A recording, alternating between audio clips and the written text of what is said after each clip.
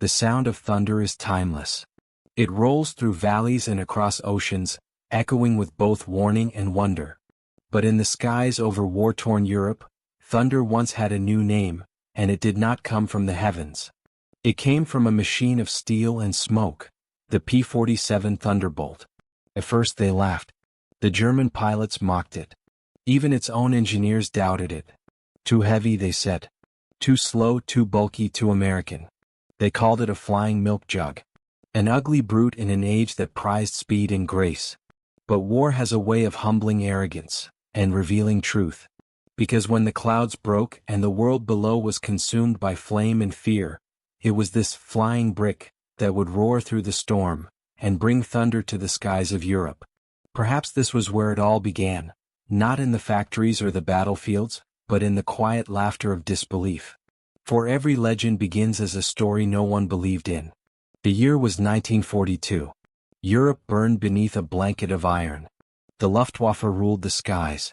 Their Messerschmitts and Focke-Wulfs had become the predators of the heavens, and Allied bombers their prey.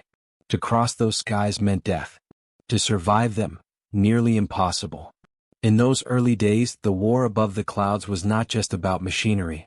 It was about will, about men who faced death in thin air, thousands of feet above the earth, where the horizon was endless, and the cold could kill faster than bullets. Every mission was a gamble with fate. Every takeoff a question whispered to destiny. And then, from the factories of Republic Aviation in New York, came something new. A monster of metal and power, unlike anything the Allies had ever built. The Republic P-47 Thunderbolt.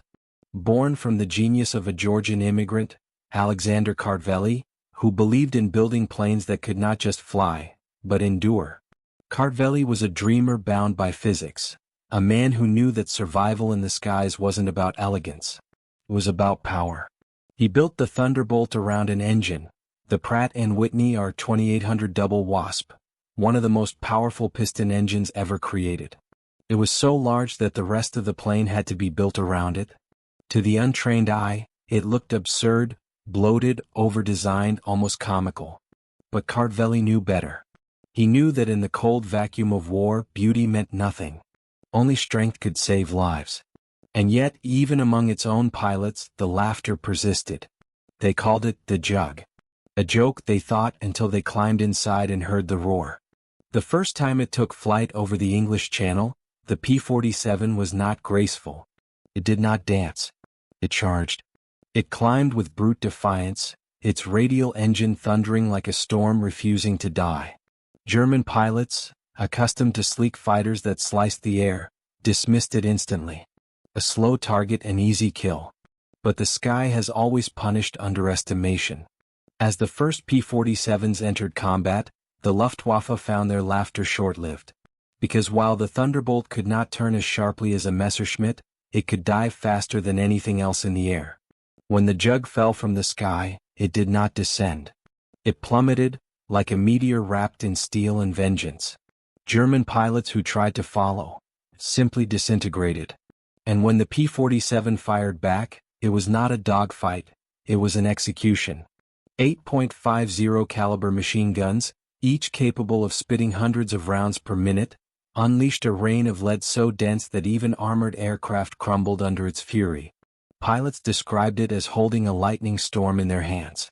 When they pressed the trigger, the whole cockpit shook with divine violence. Still, redemption does not come through fear alone. The true power of the Thunderbolt was not just in what it destroyed, but in what it endured. Stories began to circulate, of pilots returning home in aircraft that should have been dead. Wings shredded, engines aflame, holes wide enough to see the sky through. And yet, the P-47 would not die. It limped home through sheer defiance. Its pilots, trembling and smoke-stained, would land on runways to the sound of disbelief. Mechanics would run out and stare, their hands tracing bullet holes, their eyes wide with awe. It was as if the plane itself refused to surrender. It absorbed punishment meant for men. And in that, it earned something machines rarely do: love. They began to trust it. They began to believe in it. The laughter stopped. And slowly the myth began. By 1944, the P-47 had become the hammer of the skies. Its roar filled the air from Normandy to Berlin. It escorted bombers deep into German territory, broke supply lines and crushed tanks with ruthless precision. The Luftwaffe, once untouchable, began to crumble under the constant thunder. Its pilots, once hunters, became hunted. In the cockpit of a P-47, time was both an enemy and an ally. The oxygen mask was cold against the skin. The vibration of the engine felt like a living pulse beneath the metal. Every flight was a conversation between man and machine, a pact forged in chaos. Some pilots spoke of moments of peace, floating above clouds so high the world seemed silent. Others spoke of terror, of the sudden scream of flak, the flash of tracer rounds, the smell of burning oil. War up there was not about glory. It was about surviving one more minute in a place where no human was meant to live. And yet, the P-47 gave them hope. It gave them time. It gave them homecomings that should never have been possible. One pilot said, "She brought me back from hell 3 times. After that, I stopped calling her a plane. I started calling her an angel." There's something haunting about that. Machines are not meant to have souls. And yet, in the quiet hangars of Europe, mechanics would speak to their Thunderbolts as if they were alive. Maybe, in a way, they were. By the war's end, the numbers told their own story. Over 15,000 Thunderbolts built. Countless missions flown. Tens of thousands of lives saved. It had destroyed more enemy aircraft in the European theater than any other Allied fighter. The ugly machine that no one wanted had become the symbol of endurance, the embodiment of survival. But history is a cruel storyteller. After the war, as the jet age dawned, the Thunderbolt was quietly retired. Its wings, once filled with thunder, fell silent. Some were scrapped. Others left to rust in forgotten airfields. The pilots grew old. The laughter of the Germans faded into the wind. And for a time, the legend slept. Yet legends never truly die. Because what the P-47 represented was not just power or engineering. It was a reflection of something deeper, the human spirit itself. Flawed, mocked, underestimated, and yet capable of rising beyond all expectation. Perhaps that is why the story of the Thunderbolt still resonates. Because in every one of us, there is something that has been doubted. Something others have called too heavy, too slow, too different to succeed. And yet, given time, given trial, given fire, that very thing may become unstoppable. Today, when a restored P-47 takes to the skies at an airshow, people look up and smile. They don't see a relic. They see defiance made flesh. They hear the low growl of an engine that once terrified an empire.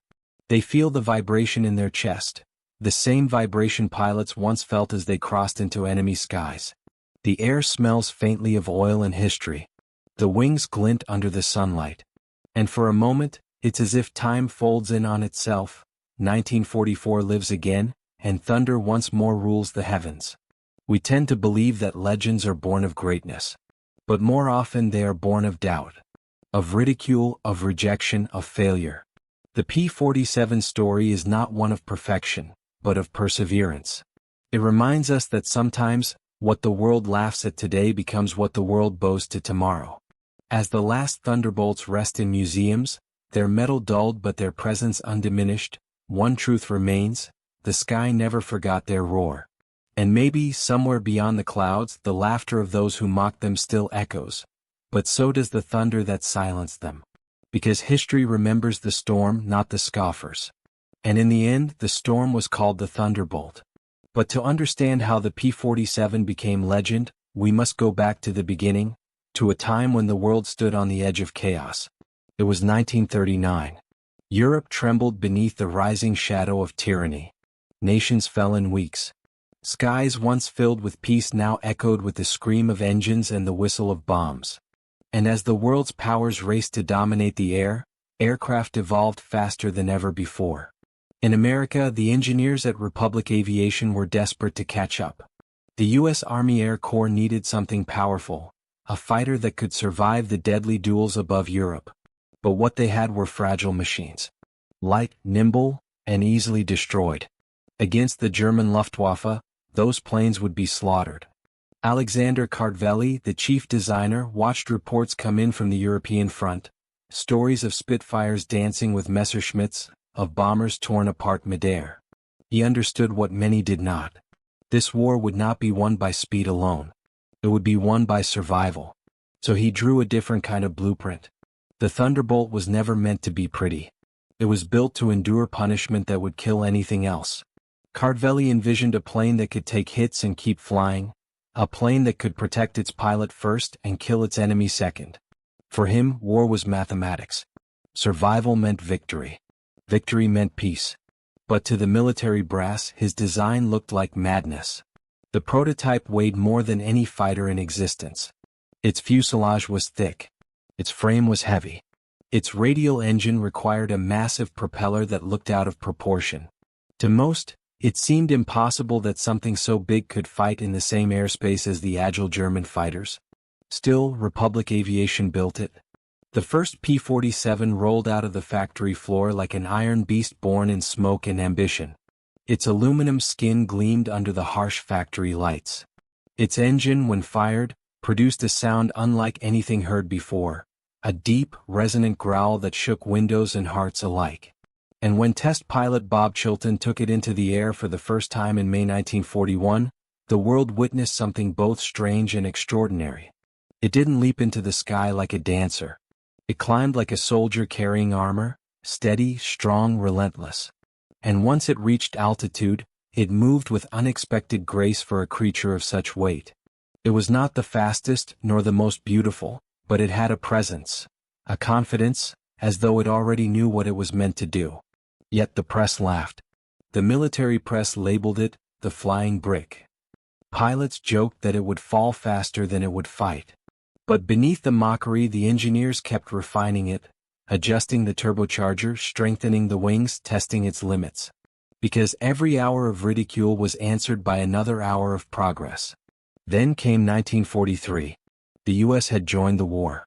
The 8th Air Force was sending massive formations of B-17 flying fortresses deep into occupied Europe. Their mission: cripple the heart of Nazi industry. Their reality: suicide. Without long-range fighter escort, bombers were sitting ducks. German fighters tore through them with brutal precision, and mission after mission ended in flame. The skies above Germany had become a graveyard of wings. That was when the P-47 made its true debut. Assigned to the 4th Fighter Group, it was tasked with escorting bombers. Though its range at first was limited, still it was all they had. And on April 8, 1943, the first P-47s crossed the channel to engage the enemy. The Luftwaffe was waiting. Sleek, deadly, confident. They had heard the rumors of this American monster. When they saw it, they laughed again. Too big to be dangerous, they thought. Too slow to chase. They dived in, eager, almost arrogant. But then the Thunderbolt opened fire. The sky erupted. 8 Browning .50 caliber machine guns unleashed over 13 pounds of lead every second. One burst could shred through metal, flesh, and arrogance alike. German fighters that had mocked the Jug moments before found themselves consumed by its storm.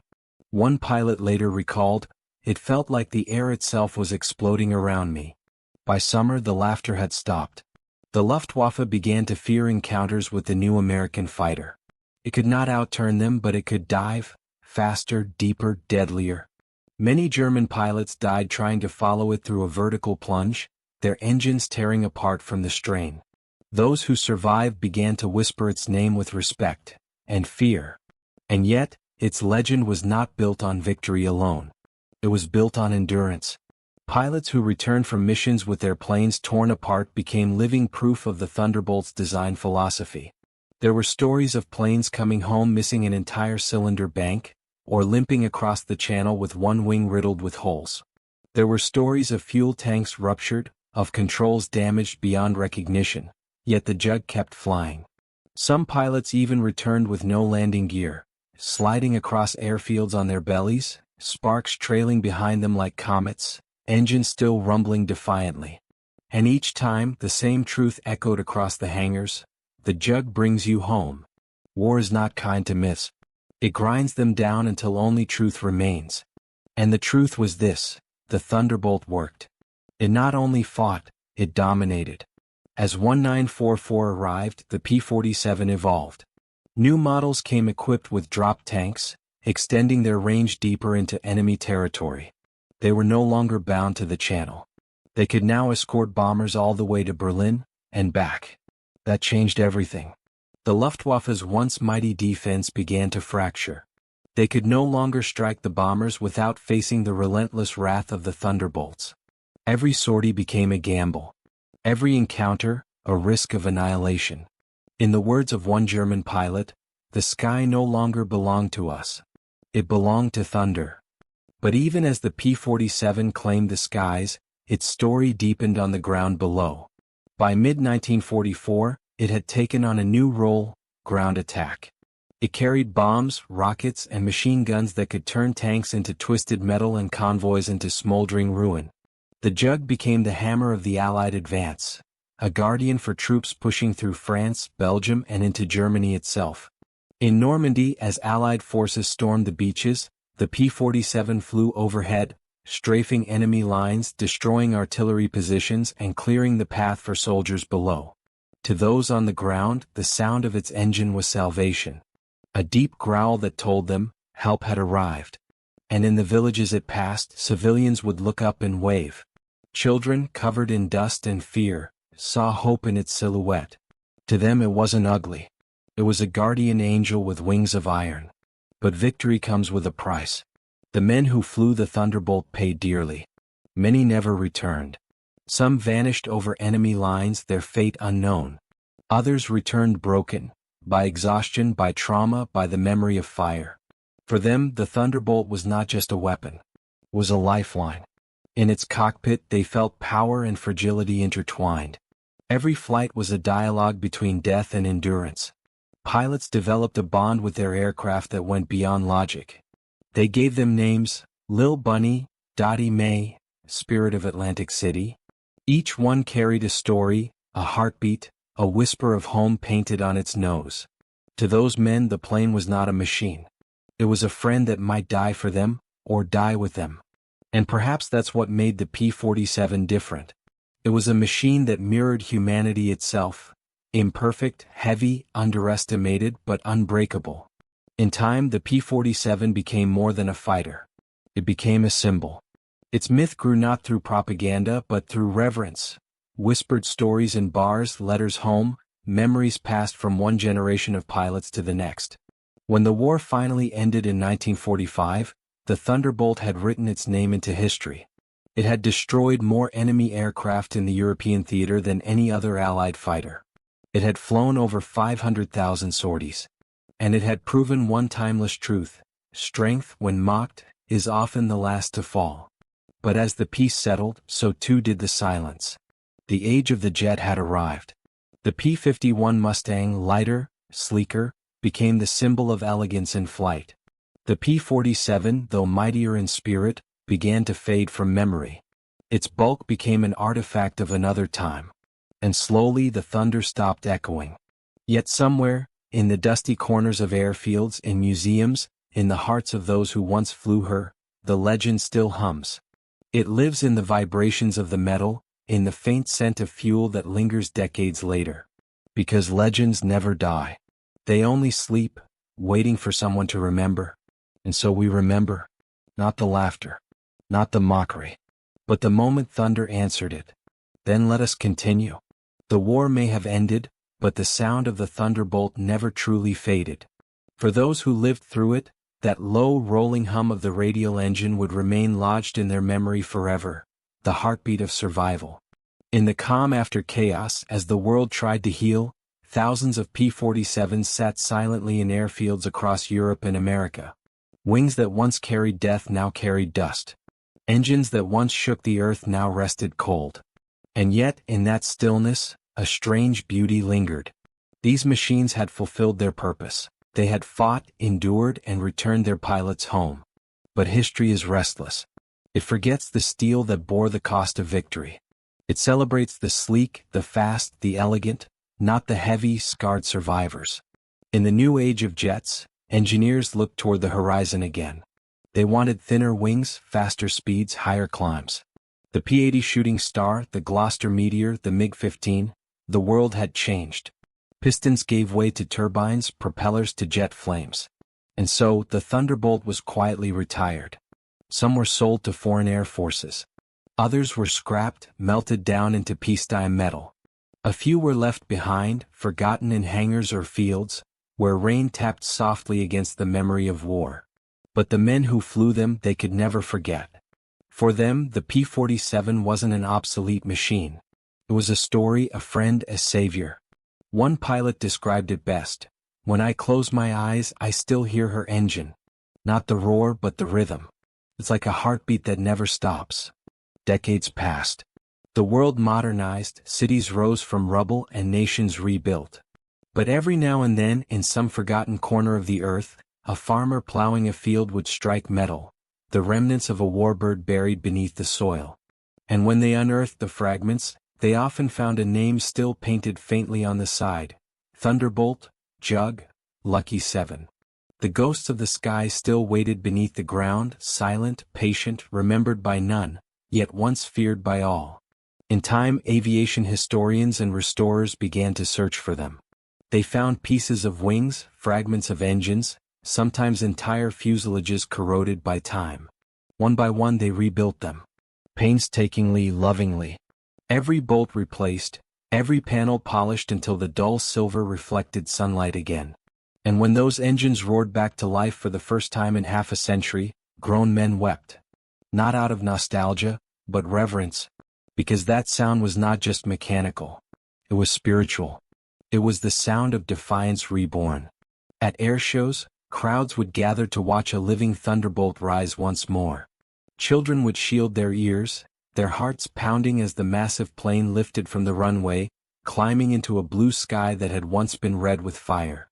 Pilots, the few who still lived from that era, would stand silently at the edge of the tarmac, eyes glistening, watching the ghost of their youth take flight. Some would whisper softly, "Welcome home, old girl." And in that moment the story came full circle. What had once been mocked as slow, heavy, and obsolete had become a sacred relic of endurance. A reminder of what it meant to be underestimated and still prevail. There's a reason myths survive. They survive because they carry truth that facts alone cannot hold. The P-47's truth was simple: resilience. In a war obsessed with power and dominance, it stood as a monument to the strength found in imperfection. It was not elegant. It was not flawless. But it was unstoppable. Its pilots came from every corner of America. Farmers, mechanics, school teachers, sons barely out of boyhood. They were given a machine that seemed too large, too clumsy. And yet, it became their second skin. They learned to trust its armor, to lean on its roar, to feel invincible behind its thick glass canopy. And that bond, forged in smoke and fear, outlived the war itself. In interviews recorded decades later, old pilots spoke of the Jug not as an aircraft, but as a companion. They laughed about its quirks, how it guzzled fuel, how it took forever to climb, how you needed muscle to handle its controls. But when the conversation turned to what it meant to fly her in combat, their tone changed. Their voices softened. They spoke of nights when they thought they wouldn't return, and mornings when they touched down in one piece, hands shaking, tears in their eyes. And every time, they would look up at the battered machine that had carried them home, and whisper, "Thank you." There is an intimacy in survival that only those who've faced death understand. And in that shared experience, man and machine become something else, something beyond steel or soul, something eternal. Today, only a handful of P-47s remain airworthy. Each one is treated like a living relic, cared for by passionate restorers who see themselves not as owners, but as custodians. When they speak about flying it, their voices carry the same reverence priests reserve for prayer. Because to sit in that cockpit is to touch history, to feel the heartbeat of a generation that refused to yield. But the Thunderbolt's legacy goes deeper than aviation. It is, at its core, a mirror of human nature. How often are we mocked for being too much, too loud, too slow, too different? How often do others fail to see the purpose behind our design, the strength within our weight? And yet, time has a way of proving that the underestimated are often the ones who endure. In the story of the P-47, we see the story of resilience itself. That strange, stubborn spark that keeps humanity alive when logic says it shouldn't. When engineers told Cartvelli that his design was too heavy to fly, he refused to believe them. When test pilots doubted its worth, he doubled down. When the enemy laughed, the jug roared louder. In every sense, it was defiance made mechanical. And that defiance lives on, in every underdog, every fighter who rises when others fall silent. The thunder may have faded from the skies, but it still rumbles quietly in every act of perseverance, every moment of redemption. Imagine it now, standing at the edge of an old airfield at dusk. The sun dips low, painting the sky in bronze and amber. The air smells of grass and gasoline. And then, faintly, you hear it, that deep, distant growl.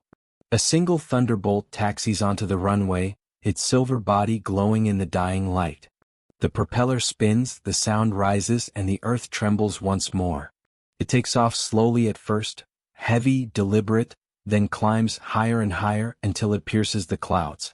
And as it disappears into the blue, the sound lingers, a low, eternal rumble that feels almost alive. That's the thing about thunder. It never truly leaves. It echoes somewhere beyond hearing long after the storm is gone. Maybe that's why the P-47 endures in our collective memory. Not because of its victories. Not because of its statistics. But because it represents something we all need to believe, that even the mocked, the doubted, the imperfect can rise above their fate, and make the heavens tremble.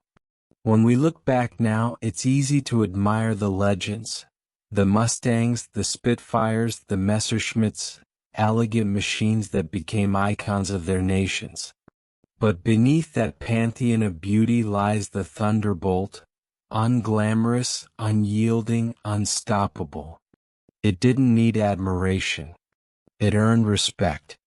And maybe that's the truest form of greatness, the kind that doesn't shine but endures. The kind that isn't remembered for how it looked, but for what it survived. The old pilots are gone now, most of them. Their voices live in recordings, their faces in photographs. But their spirit, and the spirit of their jug, remains. Every time one of those massive engines starts, somewhere, somehow, a connection is made between past and present. Between the men who flew and the generations who watch. Between laughter and thunder. Because the world will always mock what it doesn't understand. But the world also remembers what it cannot break. In the end, the Thunderbolt was never just a plane.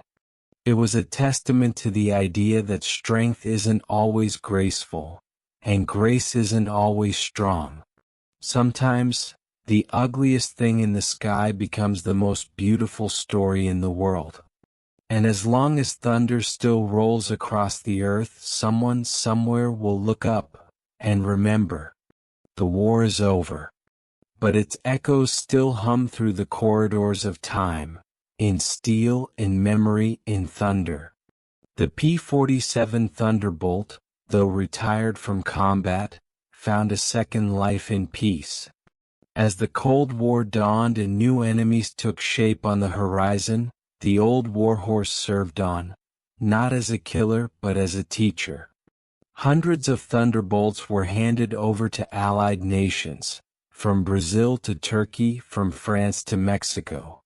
In these new skies, it was no longer a symbol of destruction, but of rebuilding, a bridge between the age of propellers and the dawn of the jet. Young pilots, too young to remember the war, learned to fly on her broad wings. And in every takeoff, every landing, they were taught not just flight, but endurance. Yet, as the 1950s unfolded, progress moved faster than nostalgia could keep up. Jets screamed higher and farther. The air itself seemed to belong to a new generation. In hangars across the world, Thunderbolts were quietly rolled away, their propellers still, their engines silent. Some were sold to scrap for a few dollars a ton. Some were left to rust in tropical airstrips, vines creeping along their wings. The juggernaut that had once tamed the heavens became a relic, out of place in the world it helped save. But memory is a strange kind of fuel. It burns slowly, quietly, waiting for oxygen, waiting for curiosity to ignite it again. And decades later, that curiosity returned. In the 1970s and 80s, historians and enthusiasts began to look back at the forgotten fighters of the Second World War. They found stories buried under layers of dust, maintenance logs, photographs, letters from pilots who spoke of their jug with reverence. The restoration movement was born. Men who had never seen combat dedicated their lives to bringing the old machines back to life, bolt by bolt, rivet by rivet. It was not an easy task. The parts were rare, the costs unbearable, the patience immense. But each project was an act of devotion, a promise to memory. And one by one the Thunderbolts rose again. Their massive engines coughed, sputtered, then roared with the same primal fury that had once silenced entire skies. At first there were only a few, then a dozen, then dozens more, restored, repainted, and reborn. At air shows around the world, spectators gathered to watch history return to motion. They didn't just hear noise, they heard time travel. They saw the weight of the 1940s leap into the present. And for a few moments they understood what thunder once meant. Children covered their ears yet smiled. Old men stood still, lost somewhere between pride and grief. And when the pilot banked low, sunlight glinting off the silver fuselage, the crowd erupted, not in applause but in awe. It wasn't just nostalgia. It was communion. Between those who remembered the fire and those born in its ashes. What makes machines like this transcend time? Why do they still move us, decades after their purpose has ended? Perhaps because they carry something we recognize, something human. The Thunderbolt story is not about perfection. It's about persistence. It's about a thing built for one purpose, to endure, and how that purpose became its legacy. In every rivet, in every oil stain, in every scar on its skin, there is a message: you can survive anything. In a world obsessed with beauty and speed, the jug reminds us that strength often wears an awkward face. It wasn't supposed to win. It wasn't supposed to fly. But it did, again and again until no one could laugh anymore. And maybe that's why we mythologize it. Because it mirrors our own contradictions. We too are heavy, flawed, sometimes clumsy. We too are mocked for the things that make us different. Yet, like the Thunderbolt, we find our purpose not in being admired, but in being unstoppable. When you stand beside one today, in a museum, silent, majestic, you feel its gravity. The thick skin of aluminum, the rivets worn smooth by time, the faint smell of oil that never seems to fade. You can almost hear it breathe. You can almost hear the voices that once filled the cockpit, the laughter, the fear, the prayers whispered before takeoff. There's a power in silence like that, because the metal remembers. In a sense, the P-47 is more than history. It is a sermon in steel. It speaks to the courage of those who build and believe, even when the world ridicules them. It speaks to the faith of a designer who saw beyond beauty. It speaks to the will of a generation who faced death not as heroes, but as humans doing what they must. The pilots who flew her are nearly all gone now. Their stories, once told over whiskey and cigarette smoke, have become faint recordings, fading photographs, archived voices. But their spirit remains airborne. Every time a Thunderbolt engine starts, it feels as if time folds, as if 1944 sits beside 2025, and the distance between them disappears. We remember not because we must, but because forgetting would be a kind of betrayal. And so the Thunderbolt lives on, not in combat but in ceremony. Each restored aircraft that takes flight today is not performing but commemorating. Each takeoff is a salute. Each landing a promise kept. There's something poetic about that, isn't there? A machine built for destruction reborn as a symbol of endurance. A thing once feared now revered. Mockery turned to myth. When we look at the Thunderbolt today, gleaming in hangars or soaring through a clear blue sky, we don't see war. We see resilience, the kind that builds nations, that carries people through loss, that keeps history from fading. And maybe on a deeper level we see ourselves. Because the P-47 is not just a story of aviation. It is a story of us, of our tendency to doubt what we don't understand, and our ability to rise above doubt through sheer will. Listen closely. There's thunder outside. Maybe a storm rolling in from the horizon. Maybe just the memory of one. But the sound feels familiar. It's the sound of struggle, of defiance, of rebirth. And if you listen long enough, it almost sounds like an engine. That same deep growl that once shook the skies over France, over Germany, over the world. The voice of a machine that refused to die, that refused to be defined by laughter. From mockery to myth. From fire to silence. From death to immortality. The Thunderbolt's journey is more than history. It's a reminder that the things we dismiss today may be the very things that save us tomorrow. That what we build in doubt may outlast what we build in pride. And that sometimes strength is not the absence of weakness, but the refusal to surrender to it. So when thunder rolls across the sky, remember this. Some storms are not made of weather. Some storms are made of will. And somewhere high above the clouds, where light meets shadow and history meets eternity, the P-47 still flies. Not as a relic of war, but as a symbol of everything we hope to be: flawed, powerful, enduring, unbroken, unforgotten, forever.